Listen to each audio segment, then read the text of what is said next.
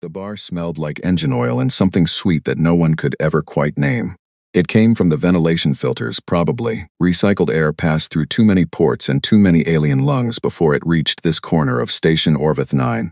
I had been sitting at the far end of the counter for 2 hours, nursing a drink I had no real interest in finishing, listening to soldiers talk. They were young. Most of them had never seen a real campaign, just training runs and border patrols along routes that had been quiet for decades. They wore their unit patches like decorations rather than history. One of them, a Thulan with pale blue scales and an officer's braid he hadn't earned yet, was doing most of the talking. He was explaining, with great confidence, how the war against the Vreth Dominion had finally been broken. He said it was superior sovereignty tactics. He said it was the endurance of the Kalian infantry. He said it was the precision of the Thulan artillery network. He did not mention the humans. My name is Vethrak. I served for 63 years in the Galactic Sovereignty Forces, first as a field scout, then as a cohort liaison, and finally as a senior observer attached to mixed species units on the Vreth front. I have 4 citations, 2 formal commendations, and 3 psychological trauma reports filed in my name. Most veterans collect the first 2 kinds of documents. I am one of very few who collected all 3. The last 3 came from a single 18-month deployment. They came from watching humans fight. The young Thulan officer caught me staring. He asked, politely enough, whether I had something to add to the conversation. His companions turned to look at me. One of them, a Kalian about half my age, noticed the scar that runs from my left jaw down into my collar. Field scouts earn scars in places that armor does not cover. He straightened slightly. I told them I had served on the Vreth front during the 3rd phase of the war, the one that actually ended it.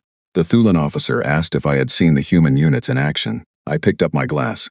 I set it back down without drinking. I told him that I had. And I told him that, if he wanted to understand what happened during those 18 months, he would need to forget most of what he thought he knew about how living things behave under pressure. He laughed, the way young soldiers laugh when they think an old one is about to lecture them. I did not mind the laugh. I had laughed the same way once, before I knew better. Let me tell you how the Galactic Sovereignty understood war before the humans arrived. We were good at it. We had been doing it for a long time, and we had developed what our strategists called a rational framework for conflict. Every species in the sovereignty, no matter how different in biology or culture, shared certain fundamental responses to physical danger. When damage exceeded a threshold, an organism retreated. When the strategic situation became unwinnable, rational actors signaled for negotiation. When one side held overwhelming positional advantage, the inferior side recognized it and yielded. This was not weakness, it was intelligence. It was what separated thinking beings from simple predators. The Vreth Dominion, for all their savagery, understood this framework perfectly. They were predators, yes, but sophisticated ones. They probed for weaknesses. They pressed advantages. And when a sovereignty unit signaled that it had reached its limit, the Vreth accepted the implicit surrender and moved on. 200 years of war between the sovereignty and the Vreth had, in a strange way, settled into a kind of terrible rhythm. They pushed, we held, we fell back, we regrouped, we pushed again. Ground changed hands. Ships were lost. Soldiers on both sides died at a rate that the strategists called manageable. We were losing, but we were losing slowly, and slowly felt survivable. I was 41 years into my service when the first human units were formally integrated into frontline operations. Before that, humans had been in the sovereignty for just under 4 decades. They had come in on a provisional membership, the kind extended to emerging species who showed potential, but hadn't yet demonstrated what the Council of Voices called strategic maturity. In those early decades, humans worked in logistics, medicine, technical support, and some diplomatic roles. They were considered by most sovereignty species to be interesting but unremarkable. Short lifespans, fragile skeletons, no tetral venom, no armor plating, no enhanced sensory organs. Emotionally unstable by our standards, prone to sudden and intense reactions to things that most sovereignty species processed calmly. The general opinion, if you asked anyone in command at the time, was that humans were decent engineers and surprisingly good doctors, but that putting them on a front line was somewhere between unnecessary and irresponsible. There were serious debates in the council about whether exposing them to Vreth combat was even ethical, given their obvious physical limitations. I remember reading a strategic assessment from that period. It described the average human soldier as having negligible individual combat value compared to established sovereignty infantry, offset partially by reported high unit cohesion and adaptable problem solving. Negligible. That was the word they used. I want to be very clear about something, because it matters for everything I am going to tell you afterward. The people who wrote that assessment were not fools. They were experienced strategists who had spent careers studying military capability. They looked at every measurable factor, and by every measurable factor, they were right. Humans were, on paper, the least physically capable frontline species in the sovereignty. They were right about everything they could measure. They had simply never encountered a species whose most important quality could not be measured on any instrument they possessed. The young Thulan officer was quiet now, so were his companions. The Kalian with the experienced eye was watching me carefully, the way soldiers watch each other when the conversation shifts from stories into something real. I poured a small amount more into my glass. The bar's ambient noise had not changed, but somehow it felt further away. I told them that when the human units arrived on the front line at the Kelvar system, I had been assigned as a liaison between the human platoon and our Kaelian cohort command. I was chosen because I had completed a human language module the year before, a voluntary course that almost no one else in my cohort had bothered with. My commanding officer, a decorated Kaelian general named Orvath, told me my job was essentially translation, not just of language but of behavior. If the humans did something unexpected, I was to explain it to command so that it could be accounted for in tactical planning. She told me to keep them safe if I could. She told me they were guests in a war they didn't fully understand yet. She was wrong about that last part. She was wrong in a way that none of us understood until much later. The humans understood war completely. They understood it in a way that was so fundamental and so ancient that it had simply never occurred to any of us that such an understanding existed. I arrived at the human staging area 3 days before the first operation. I walked in expecting to find soldiers who were nervous, perhaps, or excited in the way that new recruits are excited, still uncertain about what was actually coming. What I found instead was 40 people running maintenance on weapons they had cleaned twice already that morning, reviewing terrain maps they clearly had memorized, and arguing cheerfully about something called a recipe for a dish from a place called Louisiana. Their commanding officer, Sergeant Caroline Holt, was a woman of medium height, with short brown hair and hands that were always slightly in motion, turning a stylus over and over between her fingers when she was thinking. She shook my hand when I introduced myself, which is a human greeting that involves gripping each other's hand, and she held the grip for exactly the right amount of time, which told me she had studied Kaelian customs. She smiled, and the smile reached her eyes, which not everyone's does. She asked me if I had ever worked with humans before. I told her no. She said that was fine. She said her people were easy to work with, that I just needed to remember one thing. I asked what it was. She said, "We're going to be very loud." I did not understand what she meant by that until the fighting started. But that is where the next part of this story begins. Caroline Holt had not been joking about the noise. The first operation was a forward push through a contested canyon complex roughly 40 kilometers east of the main sovereignty line. Intel had identified a Vreth communications relay embedded in the canyon walls, and command wanted it disrupted. It was a mid-tier objective, the kind of mission assigned to test new units under pressure, before committing them to anything critical. The plan called for a mixed strike team, 30 Kaelian infantry, a Thulan signals unit, and the 40 humans as forward element. I was positioned with the Kaelian command group, roughly 300 meters behind the human advance. I had a sensor feed, a comm link to Sergeant Holt, and a clear view of the canyon entrance. The Kaelians moved the way Kaelian infantry always moved in tight terrain, spacing, near total silence, each soldier tracking the movement of every other. They were very good. I had watched them work for years, and their discipline was genuinely impressive.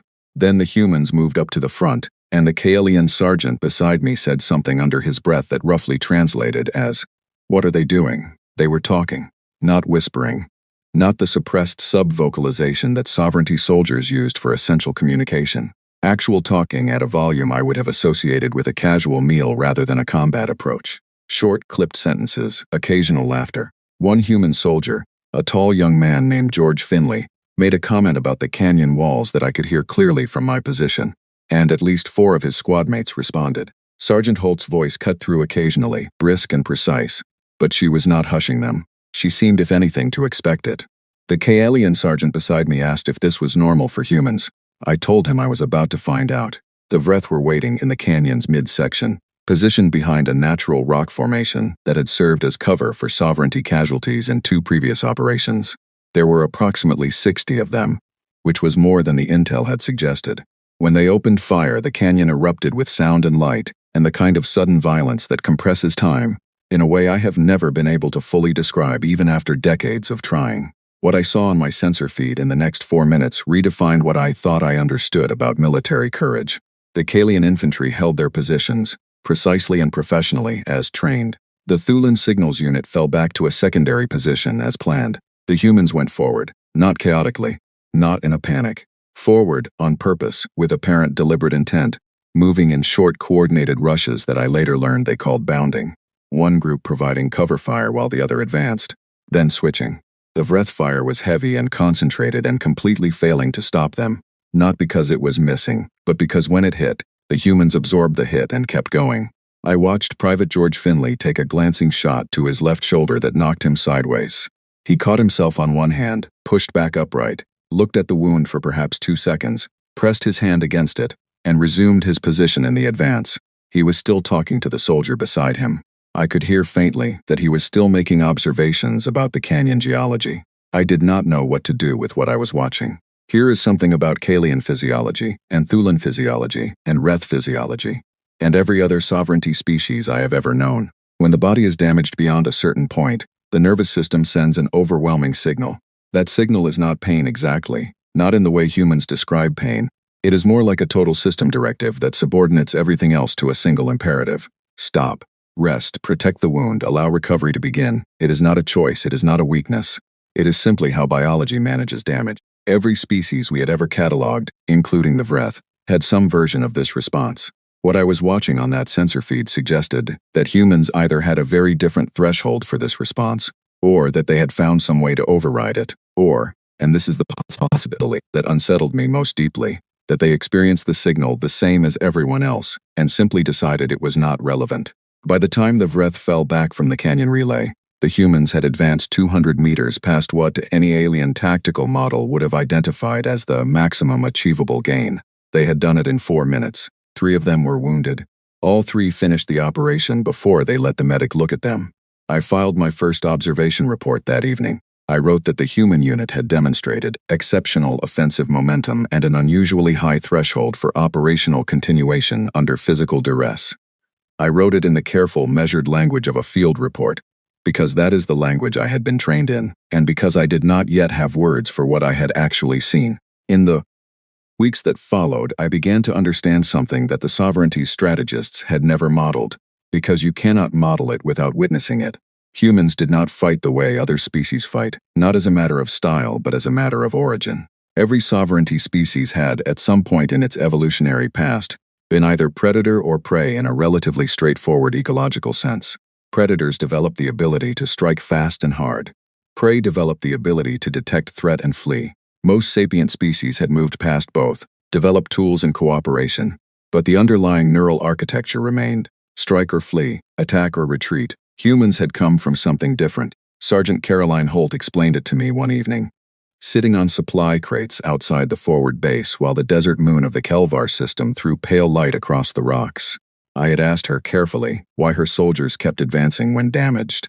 She had considered the question for a moment, as if she was deciding how much to explain. She told me about persistence hunting. She told me that for most of human evolutionary history, humans were not fast enough to catch anything. They were not strong enough to overpower anything. What they could do was run for a very, very long time, and track and follow and wait, and when everything else gave up or fell down, they were still there. She said their bodies ran on a kind of pain management system that could be, not switched off exactly, but deprioritized, pushed back. The sensation was still there, she said, it was just not in charge. I was quiet for a long time after she said that. She asked if that answered my question. I told her it answered it, and that I wished it had not. She laughed. It was a warm laugh, genuine and unguarded, the kind of laugh that has no agenda. I was learning that humans laughed often, and that their laughter almost never meant what I initially thought it meant. It was not dismissal, and it was not carelessness. It was, I came to understand, a kind of pressure valve, a way of acknowledging difficulty without being consumed by it. I asked her if her soldiers were afraid before a mission. She said yes, without any hesitation, always. I asked her why, given that they continued to advance when any rational calculus suggested falling back. She turned the stylus over in her fingers the way she always did when she was thinking. Then she said something that I have carried with me ever since. She said that fear and action were not opposites for humans. Fear was information. What you did with it was a choice. She said that every one of her soldiers had made the same basic decision at some point in their lives. before they ever enlisted, the decision that there were things worth protecting, and that protecting them was worth the cost of being afraid. I did not say anything. I was processing. She said, "You're going to file another report about us, aren't you?" I told her I was required to. She said that was fine. She said to make sure I spelled everyone's names correctly. In my second report, I wrote that human soldiers demonstrated what I called a functional separation between fear response and behavioral output, and that this represented a significant tactical variable, not currently accounted for in sovereignty engagement models. I also wrote, in a section marked Personal Observation, that I was finding it difficult to watch them operate without experiencing what my own physiology categorized as distress. Not because of anything they had done wrong, because of what it meant that they could do it. The Vreth, I began to notice, were changing their behavior, slowly but unmistakably. In the 2 centuries of war before human integration, the Vreth had developed a highly effective psychological strategy alongside their physical one. They used fear as a weapon. They were louder than necessary, more visible than necessary, more aggressive than necessary in their initial contact, because they knew that every sovereignty species had a point where the rational response was to yield, and pushing past that point psychologically was often more efficient than doing so physically. Against the humans, this strategy was not working. I watched a Vreth forward unit make 3 consecutive intimidation charges against a human defensive line and get pushed back each time, not because the humans had superior firepower, they did not, but because the humans simply did not respond to the intimidation. They held, they returned fire, they adjusted position, they kept holding. I observed on my sensor feed, something I had never seen from a Vreth unit in 60 years of service. I watched them hesitate. The Vreth did not hesitate. It was not a behavior I had ever associated with them. They were apex predators, and they moved with the certainty of things that had never had reason to doubt their own effectiveness. But faced with an enemy that did not process their signals the way every other enemy did, something in their tactical rhythm broke down. They began waiting longer before pressing. They began probing instead of striking. They began in a way that I can only describe as cautious, to reconsider. I mentioned this to Sergeant Holt during one of our evening debriefs. She nodded, unsurprised. I asked if she had planned for it. She said, "We counted on it." I asked her how her people knew the Vreth would react that way. She was quiet for a moment. Then she said that humans had spent a very long time being the prey of things that were larger and faster and stronger, and that the one thing prey learns, the thing it learns before anything else, is that predators depend on their prey behaving in expected ways. Break the expectation, and the predator loses its map. She said humans had gotten very good at breaking expectations. I looked at her for a moment in the low light of the Kelvar moon. 40 people, 1 platoon, none of them physically remarkable by any standard I knew, had in 6 weeks done more damage to the Vreth operational plan in this sector than 3 Kalian cohorts had managed in 2 years. I asked her if she understood how strange her species was. She smiled. She said yes. She said they got that a lot. There were 17 operations over the following 4 months, and in every one of them, the human unit performed in ways that continued to exceed any model I applied to them. Not because they were reckless. I want to be very precise about this, because the word reckless implies a disregard for consequence, and humans were extremely aware of consequence. What made them different was not that they ignored the cost of what they were doing. It was that they had already decided, before the mission began, that the cost was worth it. I began to understand something I had not anticipated when I took the liaison assignment. The most unsettling thing about humans was not what they did in the moments of greatest danger. It was what they did in the moments between. Private George Finley, whose shoulder had been repaired by the field medic after the Canyon operation, and who had returned to duty 3 days later, spent his off hours drawing detailed sketches of the local rock formations in a small notebook he carried everywhere. Corporal Nina Adler, who was one of the quietest soldiers in the unit, sent voice recordings to her younger brother every single evening without exception, sometimes just a few sentences, sometimes long rambling accounts of what the sky looked like from wherever they were camped. Sergeant Holt made coffee, real coffee, actual ground beans she carried in a sealed container that she guarded with what I can only describe as religious devotion, and she shared it every morning with whoever was on watch. They were, in the intervals between operations, entirely ordinary people. Gentle, curious, funny, occasionally irritable, frequently kind. I found this more difficult to process than the combat. One evening I said this to Holt. I told her that I could not fully reconcile the person who made coffee every morning, and asked about my family back on KL7 with the person who had, 2 days prior, led a 14-minute charge through concentrated breath fire to hold a communications tower that the entire sector needed. She thought about it. Then she said, "That's not two different people. That's the same person, and the coffee is why she does it." I wrote 3 lines in my personal journal that night and then sat for a long time without writing anything else. The night I stopped sleeping properly began in the 3rd hour of the local dark cycle, on the 42nd day of what Command had designated the Kelvar Valley campaign. I want to tell you precisely what happened because I have told it before, in reports and in debriefs and in one long, difficult conversation with a sovereignty psychiatric officer who specialized in interspecies trauma response. Every time I have told it, I have tried to be accurate. Accuracy, I have found, is the only way to do justice to what I witnessed. The human platoon had been assigned a holding operation, which in standard sovereignty terminology means exactly what it sounds like. Take a position, hold it, do not advance, wait for support elements to consolidate. It was not supposed to be a high-risk assignment. Intelligence had assessed the valley as lightly patrolled, the main Vreth force having been drawn north by a Kalian feint operation 2 days earlier. The humans were to hold a narrow pass at the valley's eastern entrance for approximately 6 hours and then pull back to the main line. I was in the command bunker, 3 kilometers back, monitoring their sensor feed alongside 2 Kalian officers and a Thulan communications specialist named Erev, who was one of the most competent people I have ever worked with regardless of species. We had the full tactical picture on our screens. The humans had a partial picture. They had their immediate sensors, their terrain maps, and each other. The Vreth hit them at the 3rd hour, with a force that was, according to our sensor readings, roughly 2.5 times the size of what intelligence had predicted. They had not been drawn north by the feint. They had waited. Whether it was a deliberate counterintelligence operation or coincidence, I still do not know. What I know is that 40 human soldiers found themselves facing, without warning, a concentrated Vreth assault in a narrow mountain pass in the dark. I transmitted a retreat authorization immediately. Sergeant Holt's voice came back through the comm link, clear and without panic. Acknowledged, cannot comply at this time, position critical. Erev looked at me. I looked at the sensor feed. I had been watching soldiers fight for 6 decades. I had watched Kalian infantry hold positions under pressure that would have broken lesser units. I had watched Thulan armor stand up to assault after assault. I thought I knew what holding a position looked like. I did not know what I was about to see. The Vreth attack was designed to overwhelm through speed and concentration, the standard tactic they used against sovereignty infantry.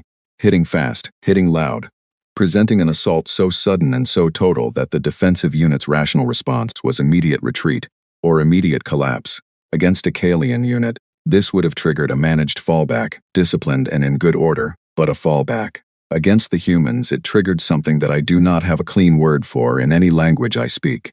They spread out. In the dark in a narrow pass, under fire from multiple angles, the 40 soldiers of Caroline Holt's platoon spread out into positions along the pass walls, and began doing something that took me nearly 2 minutes of watching the sensor feed to understand. They were making the pass appear more heavily defended than it was, moving between positions, firing from multiple angles, using the echoes of the canyon walls to make 40 people sound and register like significantly more.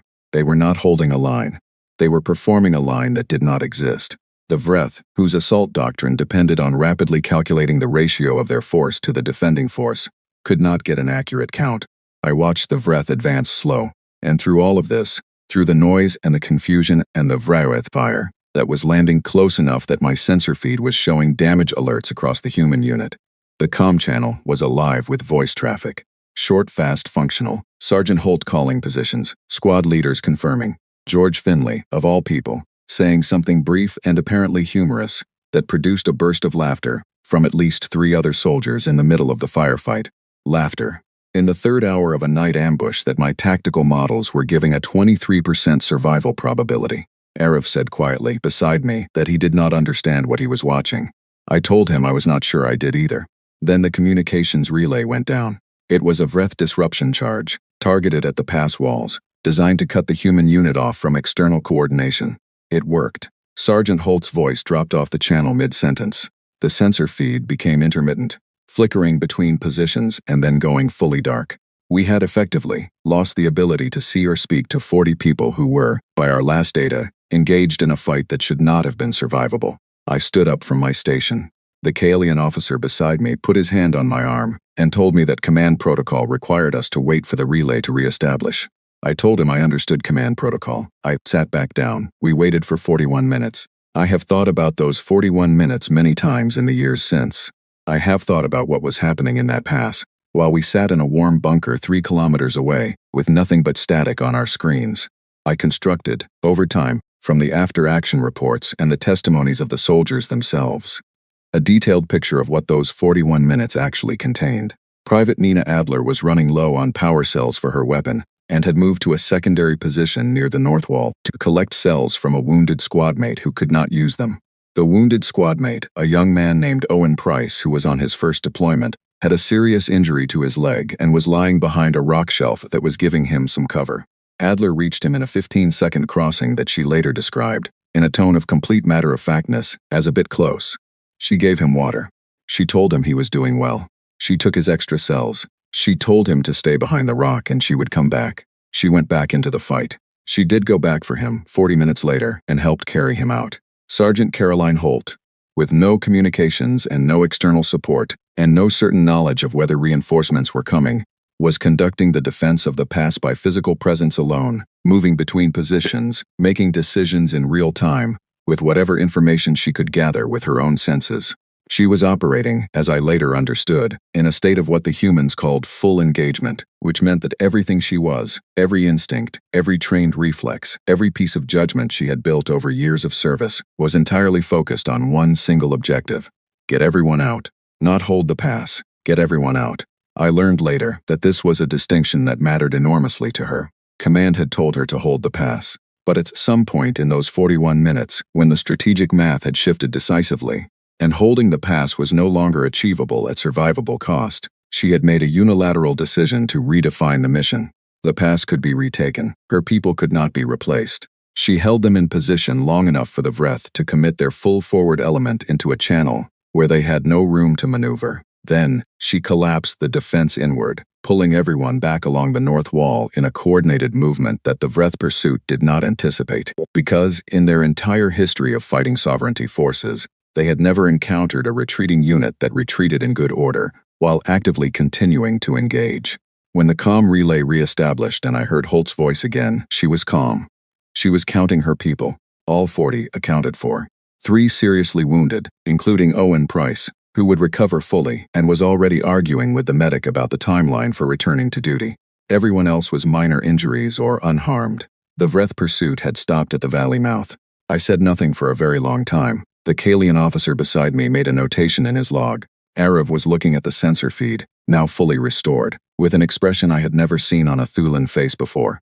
Later that night, after the after-action reports had been filed and the wounded had been evacuated, I went to find Sergeant Holt. She was sitting outside the forward medical tent on an equipment case, drinking from the coffee container, which she had apparently managed to carry through the entire engagement without losing. She looked tired in a way that was physical and visible, her shoulders lower than usual, her eyes slower. I sat down near her. I did not say anything immediately. After a moment, she offered me the coffee container. I had tried human coffee once before and found it extremely bitter and not particularly pleasant, but I took it and held it, because the offer was not really about the coffee. I told her that I had transmitted a retreat authorization at the start of the engagement. She said she knew. I asked her why she had not complied. She was quiet for a moment. Then she said that complying would have meant leaving the pass open, which would have put the communications relay at the main base in direct threat range, which would have compromised the ability of every unit on the front line to coordinate. She said that from where she was standing, the math said stay. I asked her how she had made that calculation in the dark, under fire, in the first few seconds of an ambush she had not anticipated. She looked at me for a moment, and I think she was deciding something. Then, she said, "I didn't calculate it, I knew it. There's a difference." I asked her if she had been afraid. She said the most honest thing anyone has ever said to me in 6 decades of service. She said yes, she was afraid, from the first shot to the last, and that she would probably dream about it for months. She said fear was not something you got rid of. She said she had stopped trying to get rid of it years ago, and that the important thing was that you let it inform you without letting it decide for you. She looked down at the coffee container. Then she said quietly that she had lost people before, on previous deployments, that every time it happened, it changed her in some way that she could not fully undo, and would not want to, that the ones she had lost were part of why she was still here, doing this, getting her people through. I filed my third trauma report the following morning. I wrote, in precise clinical language, that I was experiencing a persistent and significant distress response that I attributed to extended exposure to human combat behavior and its associated psychological implications. I wrote that I was requesting a consultation with a sovereignty psychiatric officer. What I did not write, because I did not know how to put it in language that a report could hold, was the actual reason for the distress.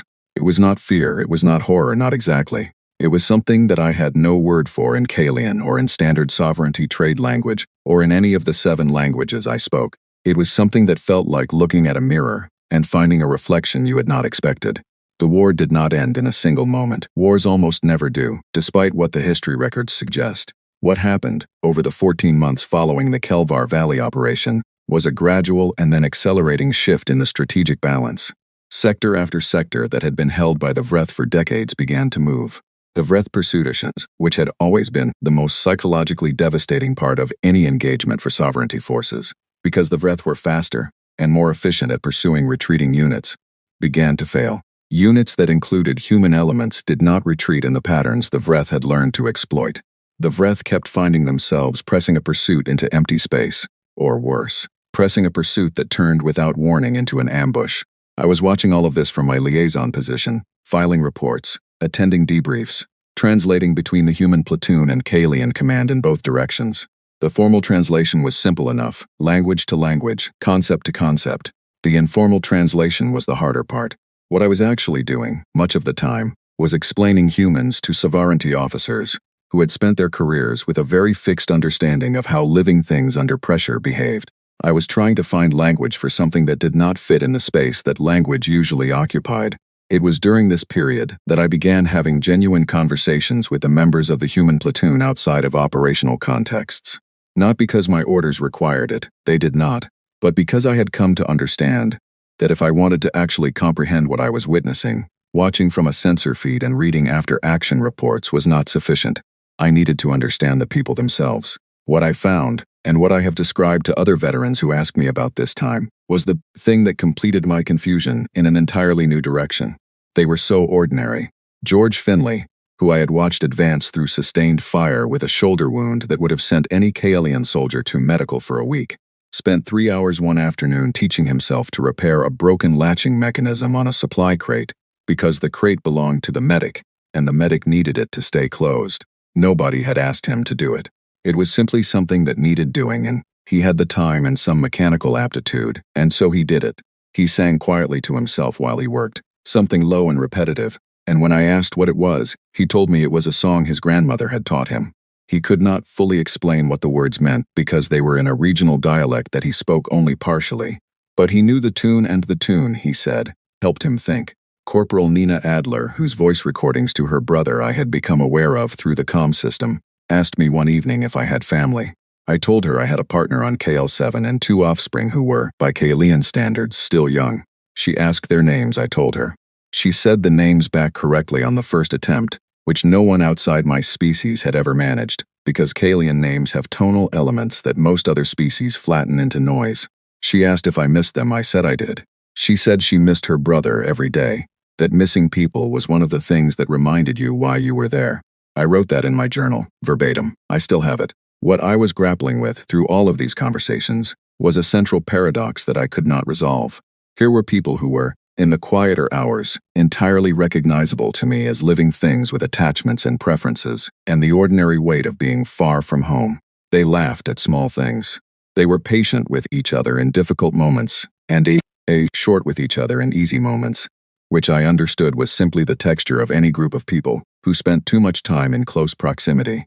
They worried about the people they had left behind. They took care of each other with an attentiveness that I had not expected. Small gestures, passed food, shared equipment, brief physical contact, a hand on a shoulder, which in human social communication I was learning carried significant emotional content.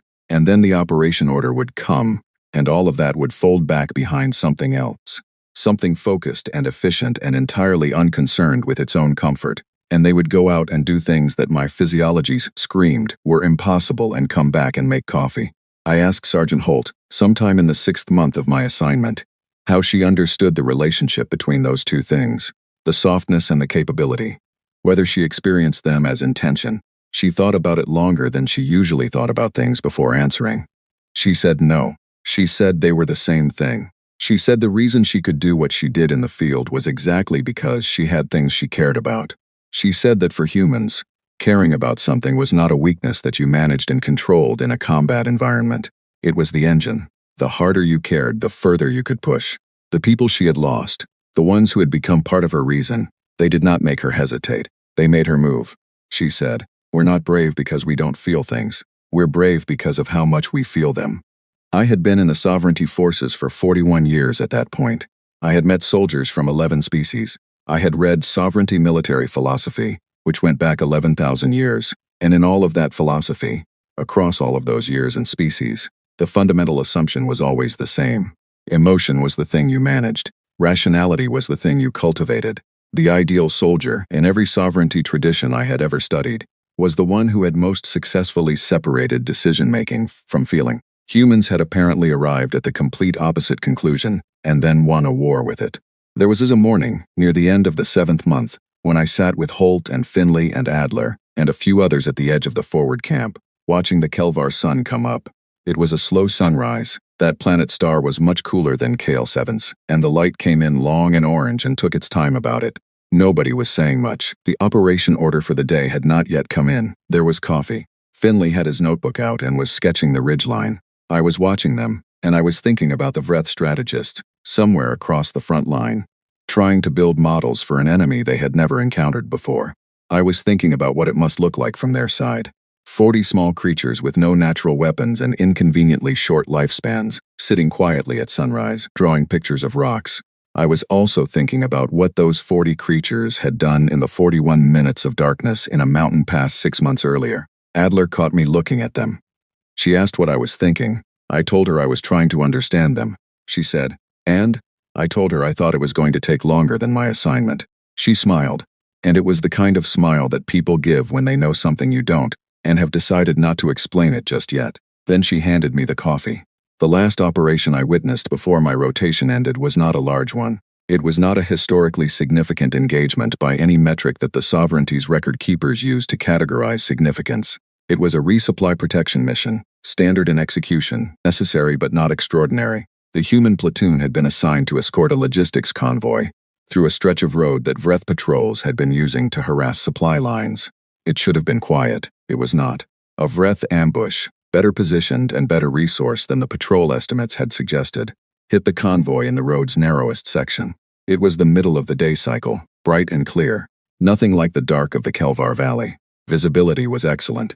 The ambush was visible on sensors almost as it was springing. I was in the command vehicle, behind the human element, watching on my display, and my first clear thought when I saw the ambush configuration was that this one was going to be costly.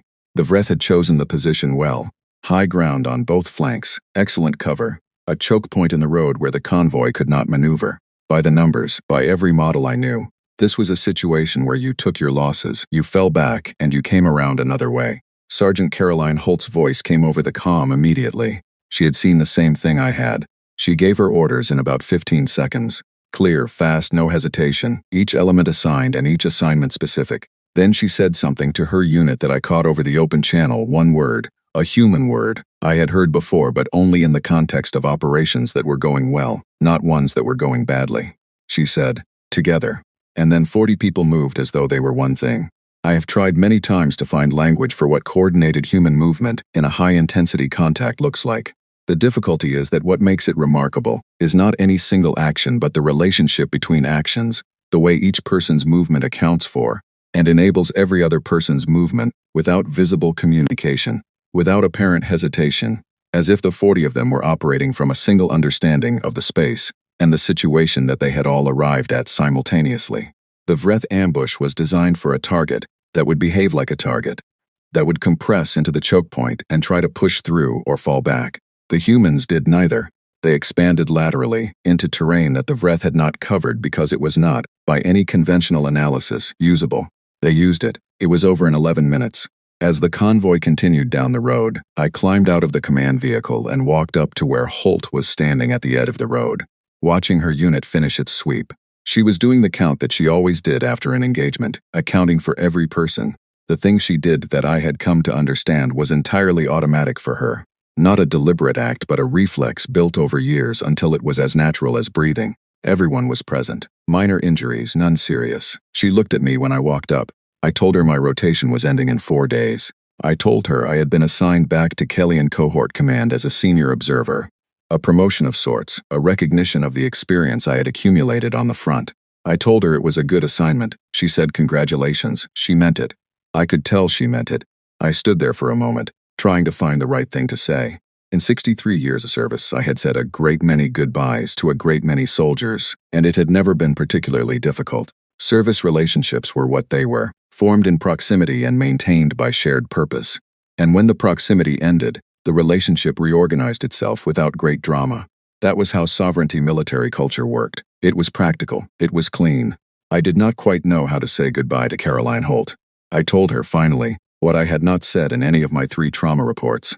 I told her that her species frightened me, not as an enemy, not as a threat, but as a fact, as a thing that existed in the universe and that I had not been prepared for.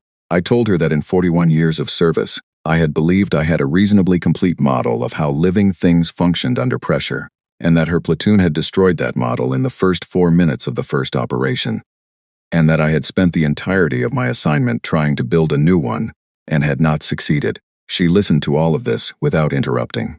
When I finished, she was quiet for a moment. Then she said, "Are you okay?" I had not expected that question.